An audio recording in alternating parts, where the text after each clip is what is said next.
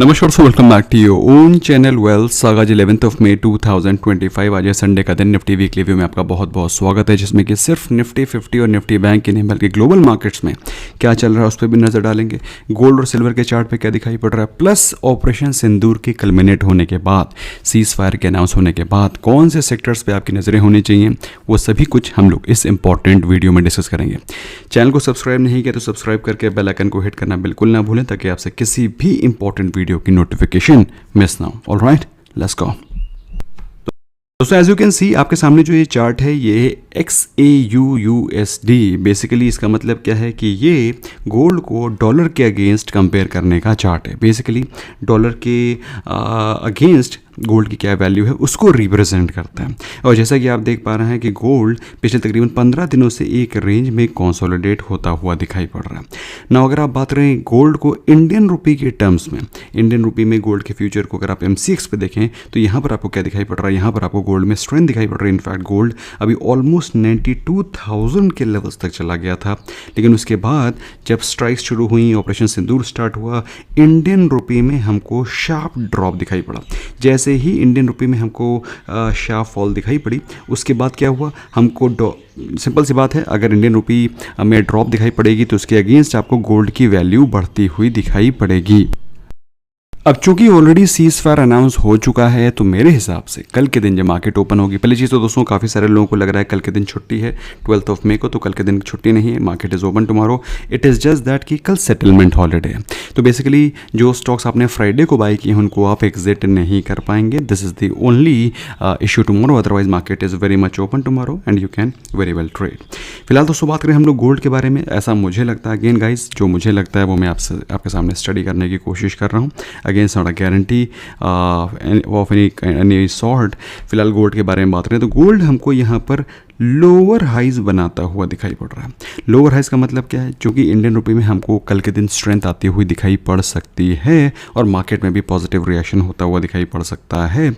ऐसे में दोस्तों हमको गोल्ड के प्राइसेस में धीरे धीरे करके गिरावट होती हुई दिखाई पड़ सकती है। और वैसे भी ये चीज़ मैं ऑलरेडी आपके साथ डिस्कस कर चुका हूँ, गोल्ड को मैं पर्सनली तभी बाय करता हूँ जब गोल्ड अपने 50 डे एक्सपोनेंशियल मूविंग एवरेज के लेवल्स के आसपास आता है तो ही बाय करते हैं, अगर नहीं आया छोड़ा। तो दोस्तों अगर हम लोग देखें तो अभी रिसेंटली ऑफ लेट 87,000 के आसपास गोल्ड ट्रेड कर रहा था, जो कि इसका 50 डे एक्सपोनेंशियल मूविंग एवरेज का लेवल्स था in the month of April starting. वहाँ से क्या भागा है, और अभी देखें दोस्तों तो फिर से हमें ऐसा लग रहा है कि जिस प्रकार से इंडियन रुपी में हमको स्ट्रेंथ में रीगेन दिखाई पड़ेगा, इंडियन रुपी स्ट्रांग होगा, फिर से हमें लगता है कि यहाँ पर हमको गोल्ड अप्रॉक्सीमेटली 92,000 के आसपास आता हुआ दिखाई पड़ सकता है, जो कि 50 डे एक्सपोनेंशियल मूविंग एवरेज का लेवल है। वहीं बात करें अगर हम लोग सिल्वर की, सिल्वर में क्या चल रहा है, almost similar kind of price action आपको सिल्वर में भी दिखाई पड़ेगा, क्योंकि सिल्वर ऑफ लेट काफ़ी तेज़ी से भागा था और फिर जैसे ही इंडियन रुपी में हमको वीकनेस दिखाई पड़ी, silver has started to go up. और अगर हम देखें तो सिल्वर अपने 20 day exponential moving average, beg your pardon, 50 day exponential moving average के ऊपर ट्रेड करता हुआ दिखाई पड़ रहा है। ऑलराइट, जो कि एक पॉजिटिव साइन है, जो कि एक स्ट्रॉन्ग साइन है। अच्छा, गोल्ड की तरह सिल्वर को भी अगर हम लोग देखें तो सिल्वर भी अपने 50 डे एक्सपोनेंशियल मूविंग एवरेज और in fact 200 day exponential moving average के लेवल्स को भी टच करता है। अभी भी रिसेंटली उसने 200 डे एक्सपोनेंशियल मूविंग एवरेज के लेवल्स को टच किया था। यू रिमेंबर, अभी जब रिसेंटली जब ट्रेड वॉर के चलते काफ़ी तेज़ी से फॉल आया था प्रेशियस मेटल्स में, तो ये हमको 200 जो रेड लाइन आपको दिखाई पड़ रही है 200 एक्सपोनेंशियल मूविंग एवरेज, वहाँ के लेवल्स तक आता हुआ दिखाई पड़ा था। और अभी फिलहाल स्ट्रेंथ पा करके ये 50 डे एक्सपोनेंशियल मूविंग एवरेज के लेवल्स पर आ गया है। और अब जो नेक्स्ट रेजिस्टेंस है, मेजर रेजिस्टेंस है, वो है समवेयर क्लोज टू 1,02,000। ये वो लेवल्स हैं जहाँ पर मेजर रेजिस्टेंस सिल्वर फेस करेगा। तो ओवरऑल रेट अगर हमसे पूछें तो सिल्वर के चार्ट पे हमको स्ट्रेंथ दिखाई पड़ रही है, बट गोल्ड में थोड़ी सी प्रॉफिट बुकिंग हो सकती है, primarily because of strength in Indian rupee. अच्छा, जब अभी रिसेंटली इंडिया में ऑपरेशंस हो रहे थे, ऑपरेशन सिंदूर चल रहा था, तो ऐसे में पूरी वर्ल्ड वाइड मार्केट्स काफ़ी पॉजिटिव रिएक्ट कर रही थी। इंडियन मार्केट्स में माइल्ड सा प्रेशर था, काफ़ी सारे लोग बहुत बड़ी गिरावट की एक्सपेक्टेशन रख रहे थे, उनको बहुत बड़ा झटका लगा, उनकी उम्मीदों को बहुत बड़ा झटका लगा है कि मार्केट फिर भी नहीं गिरी। तो सो आई हैव बीन टेलिंग कि मार्केट में गिरावट वॉर को लेकर के या वॉर के सिनेरियो को देख करके नहीं होती है। मार्केट में हमेशा गिरावट होती है because of its own reasons, own demand, supply, high and market has its own market scenarios, जिसकी वजह से गिरावट दिखाई पड़ती है। और वैसे भी वॉर को तो जनरली बिजनेस से एसोशिएट किया जाता है कि वॉर होता है तो लोग जल्दी उठते हैं, लेट सोते हैं, ज़्यादा काम करते हैं, ज़्यादा एक्टिव रहते हैं। ज़्यादा एक्टिव रहते हैं तो ज़्यादा प्रोडक्शन होता है, ज़्यादा improved economy gets improved during the times of war. This has been the past and this always remains the trend. फिलहाल अगर हम लोग बात करें ग्लोबल मार्केट्स के बारे में तो लास्ट 5 डेज में डाउ जोन्स में आपको माइल्ड सी पॉजिटिविटी दिखाई पड़ रही है। इनफैक्ट एक महीने के ट्रेंड को देखें तो गोल्ड एक महीने के highest level, beg pardon, Dow Jones एक महीने के हाईएस्ट लेवल्स के आसपास ट्रेड कर रहा है। और वहीं अगर हम लोग बात करें लास्ट एक साल के परफॉर्मेंस की, सो डाउ जोन्स अभी भी अपने हाई स्कोर रिकवर नहीं कर पाया है। ऐसे में दोस्तों अगर हम लोग डाउ जोन्स को कंपेयर करते हैं निफ्टी 50 से, तो फिर आपको एक बेहतरीन एक सेकेंड निफ्टी, तो अगर आप इसको कंपेयर करते हैं तो फिर आपको एक बेहतरीन पैरामीटर दिखाई पड़ता है विज़ावी डाउ जोन्स कैसा परफॉर्मेंस हो रहा है।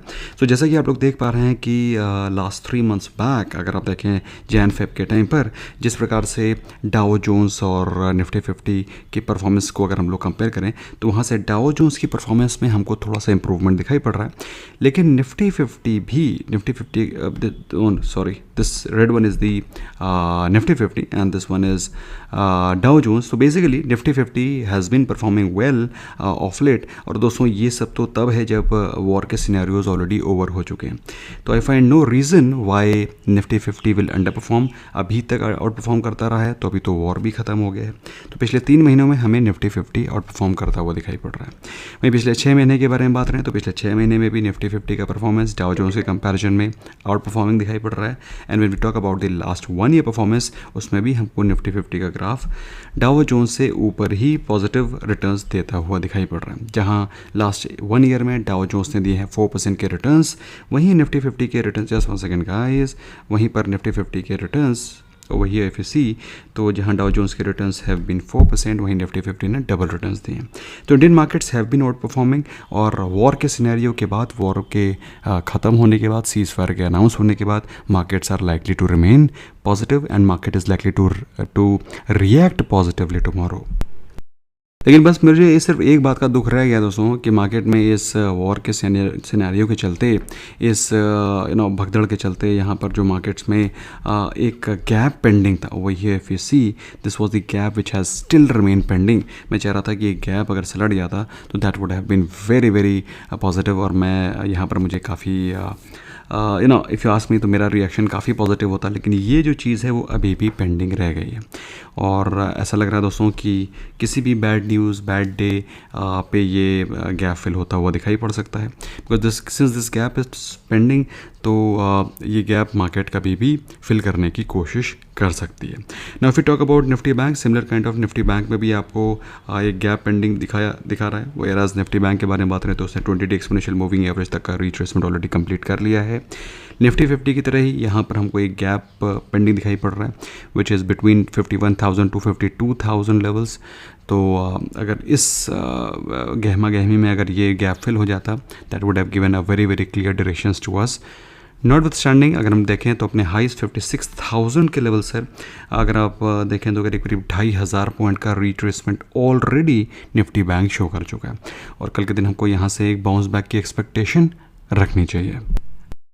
अब दोस्तों बात आती है कि इस समय जब मार्केट में पॉजिटिव रिएक्शन होगा, जब बैटल कई सारे लोग इसको इंडिया पाक वॉर से भी कंपेयर कर रहे हैं, लेकिन दोस्तों अगर आप मुझसे पूछें टेक्निकली सो ये भी इंडिया पाक वॉर इसको कहना गलत होगा। इसे ऑपरेशन सिंदूर तक कहा जाए तभी तक ठीक है, क्योंकि वॉर तो अभी स्टार्ट भी नहीं हुआ था, because it was just the preparatory stage of the battle. अभी तो सिर्फ बॉम्बार्डमेंट और सॉफ्टनिंग ऑफ टारगेट्स ही हुआ था। तो बेसिकली अगर आप देखें तो मेजर एस्केलेशन हुआ ही नहीं। सो इसको इंडो पाक वॉर कहना मेरे हिसाब से is not the right term, at least I will not be able to say that. हाँ, ऑपरेशन सिंदूर कहा जाए ज़्यादा बेहतर ऑप्शन है। तो ऑपरेशन सिंदूर के दौरान जैसा कि हम लोगों ने देखा कि जो बैटल फील्ड सिनेरियो क्रिएट हो रहा था, तो बैटल फील्ड सिनेरियो में हमें ड्रोन के ऑपरेशंस बहुत एग्रेसिव दिखाई पड़े। इसके अलावा हम अगर देखें तो हमें मिसाइल्स के जो ऑपरेशंस थे वो काफ़ी बेहतरीन दिखाई पड़े, काफ़ी अंदर तक टारगेट्स को अचीव किया गया। फिर चाहे वो ब्रह्मोस मिसाइल हो या फिर आकाश के द्वारा एयर डिफेंस के द्वारा जो हमारे टारगेट्स को बचाया गया। ये सारे के सारे जो ऑपरेशंस थे, प्राइमरली अगर हम मुझसे पूछें तो यहाँ पर ड्रोन और मिसाइल सिस्टम का बहुत इफ़ेक्टिव यूज़ हुआ है। अब इसके अलावा अगर हम लोग देखें तो राफेल्स ने बहुत अच्छा परफॉर्म किया है, और राफेल्स के अलावा अगर हम लोग बात करें तो हमको कुछ हद तक नेवी की परफॉर्मेंस में भी देखने को मिली है, विच इंक्लूड्स विक्रांत, जो कि कोचिन शिपयार्ड के द्वारा बनाया गया।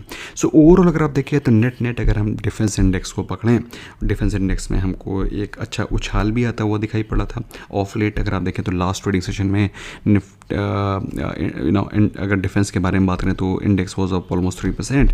वहीं अगर हम लोग का एकमात्र जो डिफेंस का ETF लिस्टेड है, that is Motilal Oswal defence, वो भी अपने लो 72 से ऑलमोस्ट 78 के लेवल्स तक गया था। 72 का लो टच किया था और 78 के हाइस तक गया था। तो मोटा मोटा अगर पकड़ के चलें तो ऑलमोस्ट 8% की अपसाइड हमको इस ETF ने दिखाई थी मात्र एक दिन में। सो अगर आप मुझसे पूछें कि इसमें कौन से मेजर बेनिफिशियरी हो सकते हैं, जैसे कि आप लोग जानते हैं आज के दिन हमारे रक्षा मंत्री साहब दैट इज़ राजनाथ सिंह जी ने ब्रह्मोस का एक प्रोडक्शन यूनिट का इनॉग्रेशन किया उत्तर प्रदेश में, और जिसमें कि BrahMos almost 100 BrahMos missiles every year बनाने का टारगेट है। और जैसा कि आप लोग जानते हैं दोस्तों, इंडिया की डिफेंस कैपेबिलिटी को इम्प्रूव करने के लिए ऑलमोस्ट 1000 ब्रह्मोस मिसाइल्स की रिक्वायरमेंट है, और 100 missiles every year will be made by this production unit. वैसे ब्रह्मोस DRDO और रशिया का एक जॉइंट वेंचर है जो कि ब्रह्मोस मिसाइल को बना रहा है।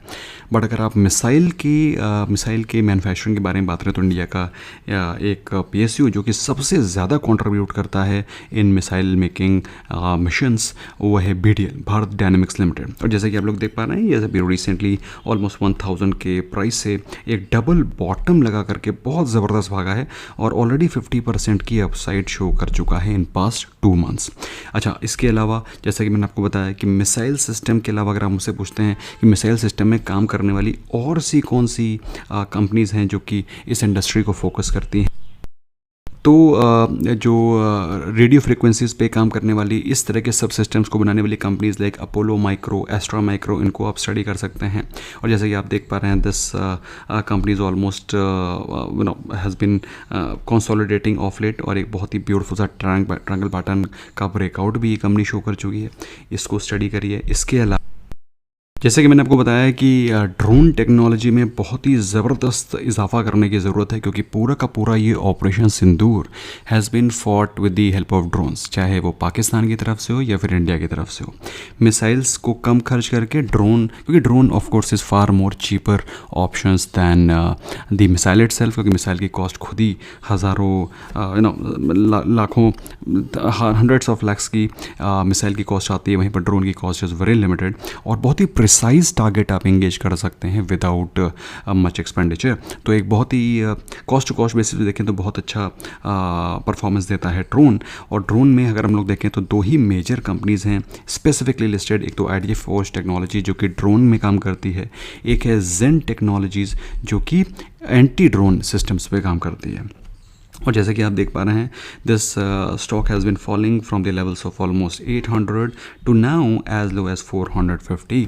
और प्राइस टू अर्निंग रेशो के बारे में बात करें तो कंपनी ने ऑफ लेट रीसेंट क्वार्टर्स में लॉसेस भी पोस्ट किए थे ना। अगर आप देखें तो अभी के अगर हम लोग हालात को देखें तो रिटर्न ऑन इक्विटी अगर आप देखें तो आपको नेगेटिव में दिखाई पड़ रही है। कंपनी के ऊपर डेट नहीं है, लेकिन कंपनी की ऑपरेशनल एफिशिएंसी मार्जिन में बहुत सॉलिड ड्रॉप आया था। अगर आप देखो तो ये है ऑपरेटिंग मार्जिन्स, और over here if you see this are the margins I am talking about, तो यहाँ पर हमको बहुत ही सॉलिड ड्रॉप दिखाई पड़ा है, जिसकी वजह से कंपनी जो कि थोड़ा मोड़ा प्रॉफिट बना रही थी ड्रॉप होकर के नेगेटिव्स में चली गई थी। लेकिन मेरा ऐसा मानना है दोस्तों कि अभी इस ऑपरेशन सिंदूर के बाद में government will definitely realise the importance of drones. तो इंडिया में जो ड्रोन मेकिंग कंपनीज़ हैं उनको मेजर ऑर्डर्स मिलते हुए दिखाई पढ़ सकते हैं। ऑल्दो ऑफ लेट अगर हम देखें तो प्रोमोटर्स ने तो अपने कई सारे क्वार्टर से अपनी होल्डिंग को सेम रखा है। FIS ने अपनी होल्डिंग को काफ़ी कट किया है, और DIS तो जो कि 10% के आसपास होल्ड कर रहे थे उन्होंने बिल्कुल कट कर दिया है। तो बेसिकली इस कंपनी में FIS और DIS की होल्डिंग ऑलमोस्ट नेग्लिजिबल हो चुकी है। अब दोस्तों इसकी इंपॉर्टेंस को आप इसी प्रकार समझ सकते हैं कि लास्ट सेशन में this stock Ideaforge was up 20%, 20% के आसपास ऊपर था। Again I am not telling you to buy, लेकिन जिस तरीके से ये ऑपरेशन सिंदूर अनफोल्ड हुआ है, जिस तरीके से चीज़ें डेवलप हुई हैं, हमको साफ साफ दिखाई पड़ रही हैं कि इंडिया में इस सेक्टर में इम्प्रूवमेंट की रिक्वायरमेंट और भी ज़्यादा है। बाकी इसके अलावा और बहुत सारी कंपनीज़ हैं जिनको कि आप स्टडी कर सकते हैं, जिनके कि चार्ट्स को आप स्टडी कर सकते हैं, which includes companies like Cochin shipyard, जो कि of course in they are primary in ship building. और मुझे इस पूरी की पूरी इंडस्ट्री का जो सबसे बेहतरीन कंपनी लगती है वो मैज़ेगान डॉक, तो उसको भी आप स्टडी कर सकते हैं। तो दोस्तों आई होप आपको एक अच्छा पर्सपेक्टिव क्लियर हुआ, कुछ चार्ट्स को भी मैंने आपके सामने डिस्कस किया, और आई होप आपको क्लैरिटी आई होगी। और मुझे कमेंट से दोस्तों ये पक्का बताना, please do let me know कि सीज फायर से आप लोग सेटिस्फाइड हैं कि नहीं। Were you expecting better outcomes, और were you expecting the POK to be captured, और you wanted POK to be part of India out of the fall out of this operation. आपके हिसाब से दोस्तों how has the ending been, आपके हिसाब से ending कैसी रही है, मुझे कमेंट्स में अपने व्यूज़ पक्का बताइएगा। We can discuss in the comments. Thank you so very much. जय हिंद।